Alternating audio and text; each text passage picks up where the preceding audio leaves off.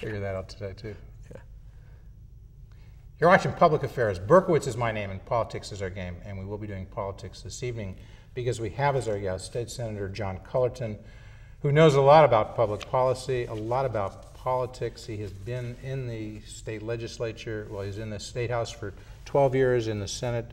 Is it going on 17 years now, John? 18. 18, yeah. So it'll be 3 decades. He co-chairs the Civil Judiciary Committee. He's on insurance and pensions, or actually on, what's your position on that? Remember that? I'm on insurance, I'm on revenue as well. Okay, and very much you could be looking, when you look at John Cullerton, he could be the next Senate President to be. If Emil Jones decides to step down, you would be interested. A lot of speculation. You would be interested in running for that position? Absolutely.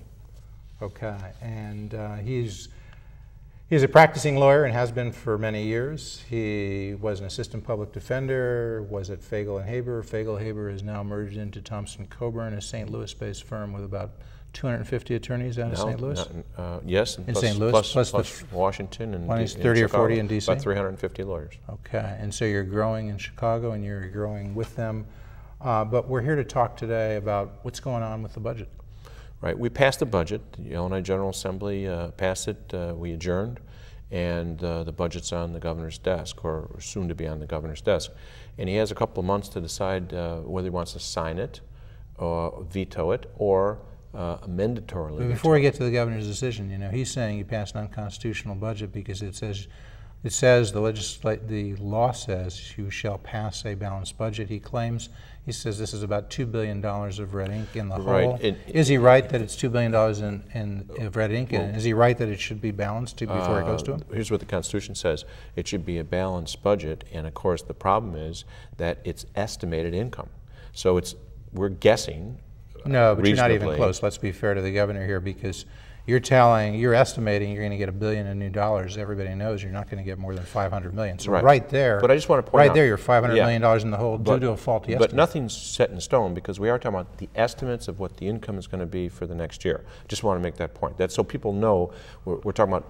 We guess how much money we're going to be in. We do authorize the governor to spend X number of dollars. If we don't have enough money to spend, he doesn't have to spend it. And he can easily, as many governors before him, including Thompson, his personal lawyer, Edgar and Ryan, they would mandatorily veto down the budget so that they had the number that they think is constitutional. That's what we do. We authorize, the governor's the one that spends it. Excuse me, but can you think of a case where people are saying it's never been this much out of whack? $2 billion when it goes to the governor's desk. Can you think of a case in which you've been there almost 30 years, yes. so you know what's going yes. on? Tell me a year, tell me a budget that was this much out of whack when it went to the governor. Adjusted for inflation, in the early 80s, we did this all the time with Governor Thompson. So there was, what, $1 billion? It could have been $1 billion, and I wouldn't be surprised at all if we didn't over-appropriate, if you will, $1 billion. And it was, I don't think it was a game, it was pretty well understood, though. There wasn't any dramatic last-minute meetings after we passed the budget. The governor just went through and said, you guys have over-appropriated. Here's the line item vetoes, here's the reduction item vetoes, and if you can and then we would never override them. Maybe people are more sensitive to this now, and maybe there it was less unpopular for Thompson, or more popular for Thompson to line it out? Or did he face as much heat as the governor's going to face we had a much more civil relationship among the leaders and the governor. I mean, the Democrats control the legislature. Well, you probably sat down then and talked with Thompson before you even sent it to him, and you had an agreement, so of course he's not upset, because Thompson had agreed to the budget before you sent it to him, He would agree to a portion of it, and we would over-appropriate. He would But then he knew veto. what was going on. There was no surprises there. Absolutely. But in this case, the governor's claiming he didn't know what was going on. This isn't something he was a part of. He was not part of it. Yeah. That's true. Is that his fault, or is that Emil Jones or Speaker Mike Madigan's fault? Whose fault is it that the governor wasn't sitting there with Jones and Madigan and maybe even the Republican leaders, Watson and Cross, and working this out? Well, whose fault? There's so many people that are involved. I don't know who you can Well, blame. just those 5. I mean, if you had to blame any of those 5, you can't blame Frank Watson and Tom Cross. They're just they have no power here unless you go past May 31st. They didn't. So nobody needed their votes, or the votes of the Republican caucus. Yeah. Well, technically they didn't. It's true. We didn't need the Republicans if the Democrats all voted for it, as we did. They weren't really offering anything So it's Cross, new or innovative. If you have to point the blame at somebody, it's either Speaker Mike Madigan, a Democrat, leader of the House, Senate President Emil Jones, Democrat, leader of the Senate, or Governor Rod Blagojevich, governor and Democrat. There's no surprise that those guys, those three guys, have not been getting along. No, so but since you're in the Senate and you've been there now for, as you say, what, 17 years? Going on 18 in the state Senate. You must be close with Emil Jones. Is that a correct assumption? Absolutely. So as well you're as partial, Speaker so you're not going to blame Emil. You're going to say it's all, what, Speaker Mike's fault? Or are you going to say it's no. Rod's fault? Not at all. I would criticize the governor before I'd criticize the other two. We did pass a balanced budget. If he doesn't think it's balanced, all he's got to do is mandatorily veto. If you were governor, would you just say, okay, all I got to do is just go crossing out programs? If I was the governor, lining out programs, that's what you would do? Of course, if I was the governor, there would be more income. So we wouldn't have to cut out $2 billion. Sure. If you were the governor, what would you do? You'd be announcing tomorrow. We're taping the show on June 8th. You would go out there, and it would be Governor John Cullerton saying, I'm raising your taxes to the 13 million people in the state of Illinois. 6 years ago, I would have said, I inherited a $500 million or $1 billion budget deficit, and just like Governor Thompson did twice, and Governor Egger did once, raise taxes early on in the You would have raised the income tax? Absolutely. How much? 1%. From 3% to 4%? That would give you what, an additional? $4 billion. And then $4 billion from a 1% increase? Right, minus $1 billion back in earned income tax credit, increase the personal exemption, do a family tax credit. So a total of $3 billion income would come into the state. It would be proportional. You wouldn't fool around with progressive, graduated, all that. Everybody pays income would pay another percent. Still a flat tax. That $1 billion in those three areas would make it more progressive. About the because the spending would go to low-income The bottom 60% of Illinoisans wouldn't pay any increase at all. And then we'd have money to pay for a capital bill. The bottom wouldn't, because it's not really exempt. I mean, why wouldn't they pay Because more? you increase the personal exemptions, you increase how much is it now? It's like $4,000. It's not much of an exemption. If you increase the personal exemptions and create a family tax credit like the federal tax credit and do earned income tax credit increases, the bottom 40% would offset it. That's correct. So you think you're going to throw your hat in the ring? Are you ready to run for governor in 2010? Would you? Absolutely not. How come? You got the program? You're announcing it right here? You know, when you see what happens with the governors in Illinois, it seems like that once they get elected, they get investigated. It seems like we've do not pass go directly to jail. Yeah. Instead of investigating crimes, we investigate people. But that's probably you wouldn't blame them for investigating George Ryan, right? You think that was inappropriate? You're not blaming Patrick I'm just saying that's what happens. Yeah. And now it's Governor. You know, one of the great things about being a state senator is, you know, Jeff, is it's a citizen legislature. I can go and practice law and raise money for my family and my 5 kids and help pay for their colleges and the like, and go to the legislature, bring my experiences from the work in the law to the legislature. Enjoy that. You want to stay part of your time in private practice. Absolutely. Part of your time down in Springfield. But I come back to the problem. We don't have enough money to pay for government, and even Republicans who I talk to privately understand that. If Topinka had been the governor, we would have already had an income tax increase passed. You think? No question about it. That's because she's not really a Republican, right? She's a moderate That's Republican. why she's now commenting on TTW. They only put liberals on there, liberal Democrats, liberal Republicans. This is for TTW. If you want to comment on Chicago tonight, you can't have a conservative. You have to be a liberal, right? Because now Topinka's there. Well, they wouldn't think of putting Steve Rauschenberger there because he's a conservative And if Republican. Steve had been the governor, I don't think Steve would have increased the income tax. Right, You're absolutely right. But Thompson and Egger definitely did increase the income tax. Thompson twice, in effect, and Egger by letting the increase stay. Letting it become permanent. Right. I mean, George Ryan, of course, rightfully so, raised a number of fees in order to pay for a capital bill, which we haven't had in 7 or 8 years. Well, here's an idea. I mean, some of the I don't know if the Republicans are saying it because it's kind of a mixed message we get from Tom Cross, who is the Republican leader in the House, or Frank Watson. Is he conservative or moderate, Tom Cross? People describe him as moderate. He is Dan Proft, who's a media, you could say, critic, Republican side. He's described Tom Cross as Speaker Mike Madigan's whip. Yeah. Does that fit? Would you agree with Dan Proft? Well, the two are not getting along. They had but they had before. Yeah, he was kind of acting as his whip and keeping things. What happened? Mike turned on Tom, or vice versa? I think Mike was disappointed in Tom and decided not to cooperate with him anymore because he didn't think Tom was cooperating with him. What was Tom Cross doing that upset Speaker? I don't know. I'm in the Senate. I just heard this anecdotally. This feeling that he had been in cahoots with the governor, is that what Speaker Mike seems to have concluded? That might be it. That might be it. And now, and of course, Tom seems to be a big supporter of the capital budget, with Speaker Mike Madigan is not, right? Well, everybody's in favor of the capital budget. The question is, how do you pay for it? No, but I mean, in terms of voting. No, everybody's in favor of the need for capital Speaker budget. Mike, because Speaker Mike Madigan, how does he want to pay for the capital budget? I believe that the Speaker would be in favor of an increase in the income tax. And that would be a way of financing the capital budget. See, what's really important to understand about the income tax is that you can't pass it if anybody thinks that Blagojevich is going to get 1 penny of it.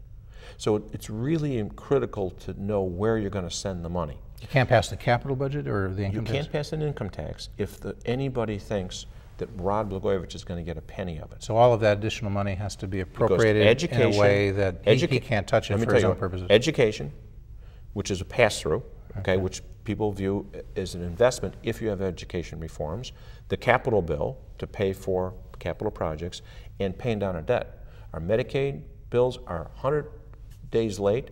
The pension obligations are the worst in the nation. That's where the money would go.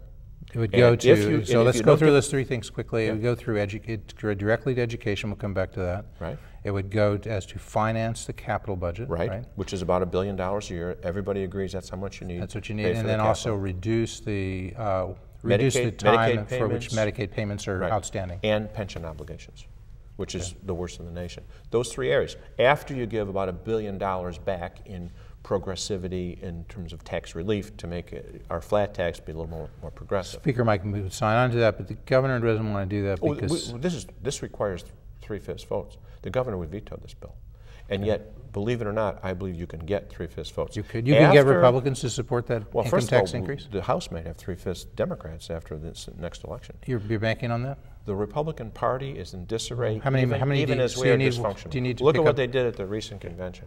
Look at what they're doing. They've got Bob Shalander, in effect, is still running their party. How do you say? Why do you say that? Well, they're split between moderates and conservatives. Why do you think Shalander's running the party? Andy McKinnon is the state GOP chairman. Yes, and there's a new executive director that we're told is very similar to in philosophy. Republican committeeman, you mean? Exactly. And that Republican committeeman's name is?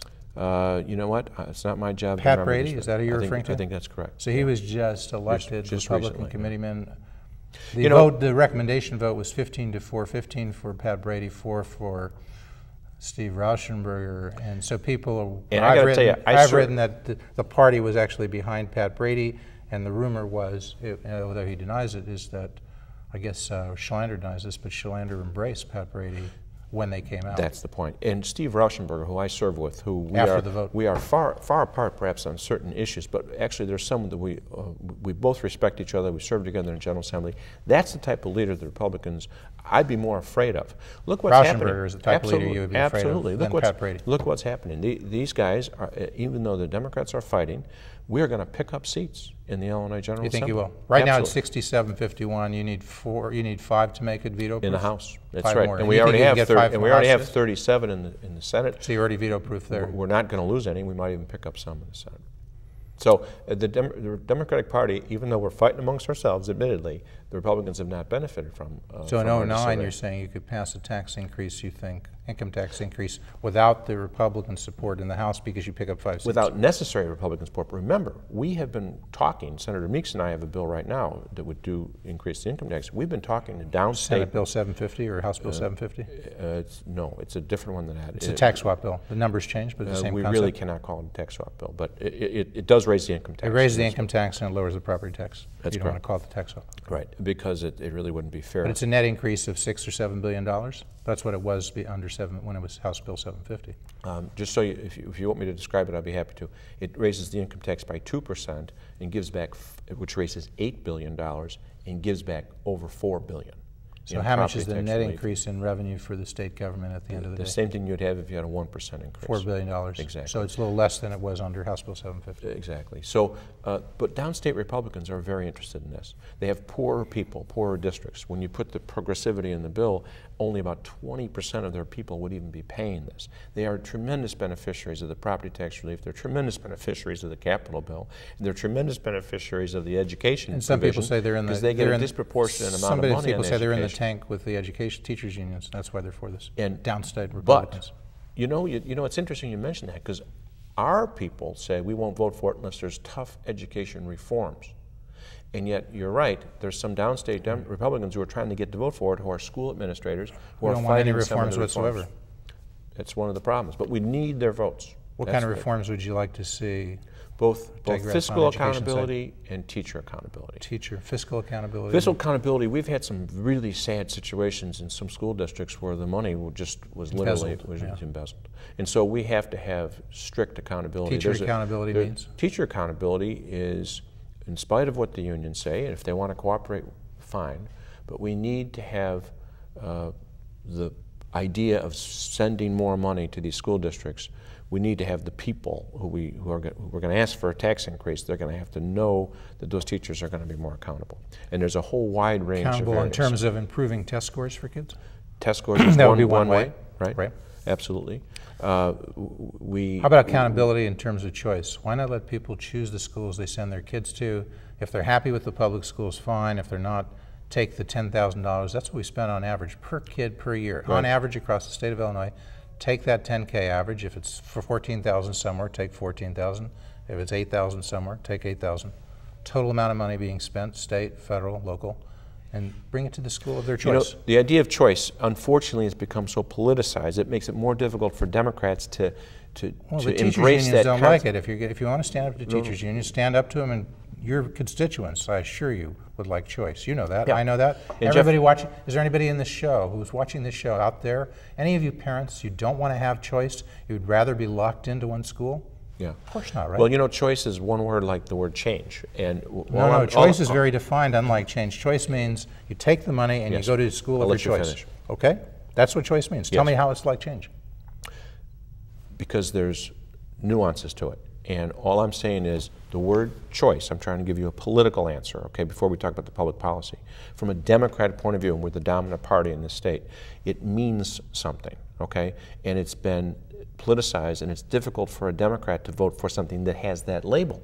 Now, if at the same time we can ease into achieving the same goal of competition by emphasizing things like charter schools, which we have. And what's the cap? What is the cap now that the legislature has set on the number of charter schools in Chicago? Over the objection of both major teacher unions in Illinois, we have raised the cap and shifted some. When was that done? It was done in this General Assembly. And what was it, and what has it been raised to? I can't remember the details. I do know that there's been concern among the teachers unions that we had a cap on charter schools, but then they were just opening up campuses, and they felt that it was an abuse of that. We didn't change that. So they can still do that. They can still do that. Is it 30? I thought it was 30 in Chicago, 30 downstate, and 30 in the suburbs. If that's the case, we were able to pass a law that not all the 30 downstate were being used, and we passed a law that allowed it to divert those to Chicago and so, suburbs. So my point is that when you say the word choice, it raises a lot of antagonism among the Democrats. If you want to accomplish the goal of competition, and you use those terms, you're in a better way to try to ease into that. Well, take this, Jack Roser. You know the name Jack Roser? You know from Champion News and what it does and was the Family Taxpayer Network. He points out this, what I've just said. The average spending per kid per year is about $10,000 across the state of Illinois. Take a classroom of 25 kids, that means we've got available there for those 25 kids $250,000 to educate them for 1 year. Now, even if you pay a teacher $100,000, which Jack claims we often do, even though people deny that leaves you $150,000. What do you do with that? Yeah, well, this is before we raise money. So his point is, do you need to raise money because you got $100,000 to pay the teacher, you got $150,000 for other stuff. Yeah. And so Jack's saying to you, John Cullerton, why do you need more money? Yeah, and you know what the problem is, that you have to look at the entire obligations of a school district. You know, you have kids who are disabled. You have kids who have that comes out of the $150,000. But then you can't take it doesn't come down to per pupil having $250,000 per pupil, because no, it's $250,000 for a classroom. And the $100,000 for the teacher to teach regular stuff. Right. $150,000 for reading, for disabilities, right, for learning disabilities, for educational disabilities, for emotional disabilities. Yeah. Isn't that enough? It should seem like it, doesn't it? Yeah. So where's it going? Maybe the pensions for the teachers. Okay. I don't know. Let's go back. We really didn't finish on the budget. So you're looking at this budget. The governor says it's unbalanced. It's a $60 billion. $60 billion. it's about a $2 billion increase, isn't that? It's about 7%. What percentage is that? 7? It's a 7% increase. Yeah. So, yeah, I mean, roughly that's about $2 billion. It's about the amount that you guys are over. I mean, this was supposed to be a tight year, tight economy. Why did the budget in the state of Illinois go up by $2 billion for operating costs? A couple of things we should point out. The Senate did pass two things, a sweeps legislation and pension obligation bond that did go over to the House. The House didn't call it. And the sweeps would give you about $500 million, $500 million. Same thing is true from the pension obligation bond. For the pension obligation bond. Pension So obligation bond. That's an additional $1 billion that you passed in the Senate that the House didn't pass. So that explains why you're $1 billion short. But what about the other $1 billion? Well, as I said, it's based on estimates of revenue for the coming year. No, but you know it's not there. It's not. I'm trying to be fair here. Jeff, I'm trying to be fair too. Next January, when we come in the middle of the fiscal year, and we pass the 1% increase in the income tax that I just talked about, the effective date would be January 1st of 2009. That'll bring in more than enough money to balance the budget for this fiscal year. So this is the plan, because people haven't been talking about it. We were making news here. It's one of the options. John Cullerton, you're making news here today. One of the options.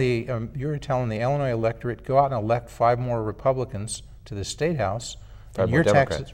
5 more, excuse me. You wouldn't be telling them to elect 5 more Republicans. Right. Elect 5 more Democrats, and you're basically voting for a substantial, a very large tax increase. You really jumped to a conclusion there. That's not fair. But you said that's what's going to happen if you get 5 more Democrats. We believe we need, no, not at all. We believe that we need 3/5 vote. Right. Even if there's not more Democrats in the House, we've been talking to downstate Republicans to vote for an income tax increase. So they can go ahead and run somebody independent against them? Tell me the 5 Republicans downstate who are going to support an income tax increase. I said 3. 3, okay. Yeah. Roger Eddy and Jerry Mitchell are 2 that I'm sure they've signed on publicly. Not signed on publicly. But you think they will? I said we're talking to them. Eddy and Mitchell. And who else? Yeah. Who's the third? Because they're school people. Who's the third? I can't remember the name. So these guys are basically in the pocket of the teachers' unions. They call themselves Republicans, but just the opposite. They're school administrators, and they know that they make their living from the tax dollars that people pay. They're educators. Well, I thought there was also supposed to be representatives. Which is it? Are they working for the teachers' unions, or are they working for their constituents? No. Look, you can go talk to these Republicans yourselves, but when I talk to them, what they seem to be concerned about is improving education in their area, in their state rep districts. They also want a capital bill. They also want to pay the debts of the state, as I indicated, which is what the income tax would do. All right, so there's that news coming out of this show is that you're sort of betting on a tax increase. I'm sure you're not going to mischaracterize it. I think I've made it no, but I mean, you're making it clear. Well, right now, you're betting on a tax increase next year, income tax increase, receiving, and so partly from getting additional Democrats elected who will support that, and partly from the downstate Democrats you've mentioned, downstate Republicans who you've mentioned, Absolutely. Eddy and Mitchell. No question about it. And of course, you know, I'm sure, why we need a tax increase. The actual amount of money coming into the state government. I don't know that. I mean, my viewers don't know that. They would be saying to you, why don't you cut spending on some things? Why don't you live within your means? Right. When their revenue is not sufficient for their expenses, they don't have the ability to go out and raise taxes. They cut spending. Exactly. So they're saying to you, John Cullerton, why doesn't the Democratic majority do the same thing? Because we have. We have the lowest ratio of state employees to population in the nation by far. We've cut 13,000 state employees. The suspicion is you've done since that. The governor's been here. That's what the governor says, but the suspicion is he's added consultants and other people who are not full-time employees. The spending is going up. It doesn't matter how many employees you have. If the spending is going up. If the spending's gone up, it's gone up in health care, which is obligated by the federal government through Medicaid, and school. We pass through the money to the school district. The Republicans would say, Brady would say, is cut taxes, bring in more jobs to Illinois, I love to listen to Brady. And then you can have private sector pay for the insurance. Under Senator Brady's plan, I think Senator Brady believes that we get the most money if we had zero taxes. If we had a zero rate. Let's be fair. He's not saying zero taxes, but he's saying lower taxes get more jobs. When he ran for governor, I followed his positions. They were so phenomenally inconsistent. Unbelievable.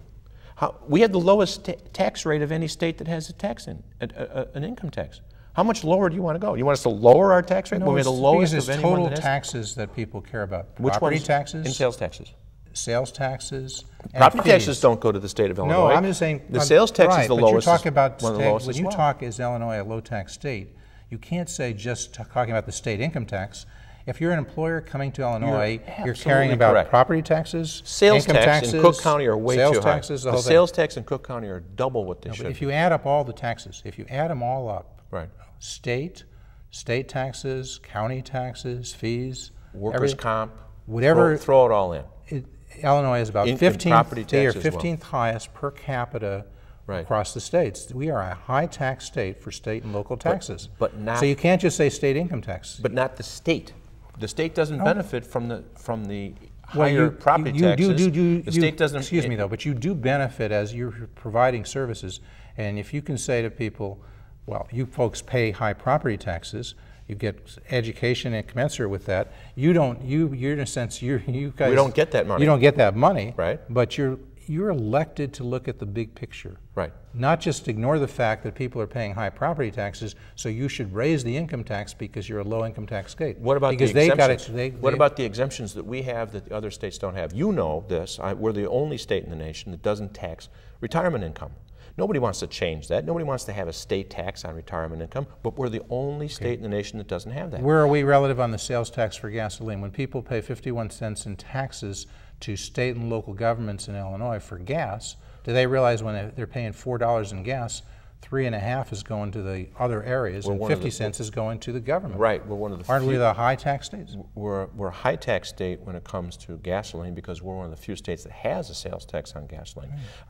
Our gasoline tax itself is only 19 cents. That's relatively small. Why should we be a state that has it if no other states are doing it? Why do we want to be known as the state that raises your price of gas? Okay, let's do this. Let's put a bill together that all of a sudden taxes retirement income in Illinois for the seniors, and at the same time eliminate the sales tax on gasoline. I bet you there'd be a nice wash there. Who's going to vote for that bill? Say that one more time. Well, we'll eliminate the exemption on the income tax covering retirement income, so we can bring in that $1 billion that seniors are getting and retirees are getting away with not paying, and then we can eliminate the sales tax on gasoline. The short answer is, why don't we cut spending elsewhere, not raise taxes somewhere else? But we're going to continue to speak as the credits roll. I very much want to thank our good sport guest, Senator John Cullerton, who's come here before, he's come here again, and I'm sure he'll come here in the future. Absolutely. And explaining some tough issues. But let me go right back because we want to cover this quickly on the capital budget. As people have been hearing about the capital budget, and we're blowing a lot of money for not getting matching funds from the federal government. Is that true? And if so, is something going to be done so that the capital budget is passed in time? Yeah, we need to pass a capital bill. We're competing with other states. That money might not be there. What's the date by which that has to be done to get There's no magic date, but every year we go without getting that money, the projects cost more. So we're losing dollars. Well, we don't lose money in terms of if we don't match those funds, they go somewhere else? Eventually they could be gone. But how soon will that happen? I'd say if we don't do something by the early of next year, we're in big trouble. Okay. And people say they won't want to do it. You can't do it because nobody trusts Rod to spend these monies other than to help elect him. That's less of a problem than finding I got to a ask you this real source. quickly, though. Should Rod Blagojevich be impeached? And is he going to be impeached? I don't think it's fair for me to comment. I might be judging him. So in the House, do you think the House will vote articles of impeachment? I don't know. I have no idea. It's up to them to decide. Did he do something when he sat down and before the election and there was a $25,000 check on the table made out to his campaign? And Resco said to him, here's this money. And he said, did we give this guy a job?